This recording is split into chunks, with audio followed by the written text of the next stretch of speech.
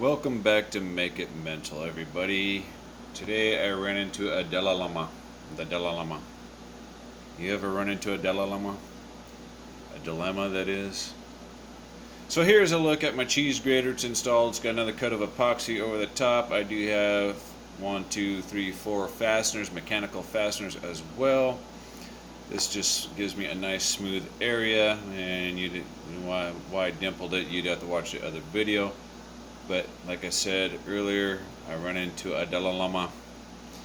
After drilling out the front wheels and installing bearings, as you can see right there, and using that little M2 screw beside it, I dry fit it to the chassis, and I don't feel like grinding away this aluminum or the plastic to drop the spindle down for the spindle I want to use. So my next option, since I have some spare slot car tires, they're a little bit taller and they got a nicer offset. So I'm solving two problems with one. Let's see if we can get this oriented right here. Brighten it up a bit.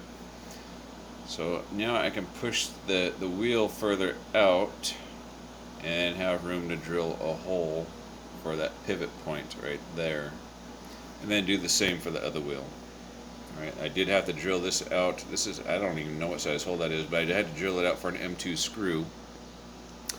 And then since I'm going for foamies up front to elevate the chassis, because again the front wheels, the way I wanted to use this steering knuckle wouldn't allow the chassis to come up off the ground.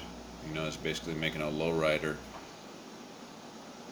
So I have these rear tires. Well, if I'm going to put those on there, I might as well put a matching set on there. These are almost 7/8 of an inch wide, quite a bit wider than the ones that are on there. That means they're going to be sticking out past the wheel wells, and I'm always talking about making it mental. I guess I better make it mental, right? But there's a dilemma to that one as well, because this is a 3/32 axle, 3/32 bushings, and I drilled out the gear to accept the 3/32. This axle, or this hole in this wheel, is actually for an 1/8 inch, so it means it's too sloppy, right? Too sloppy. Right.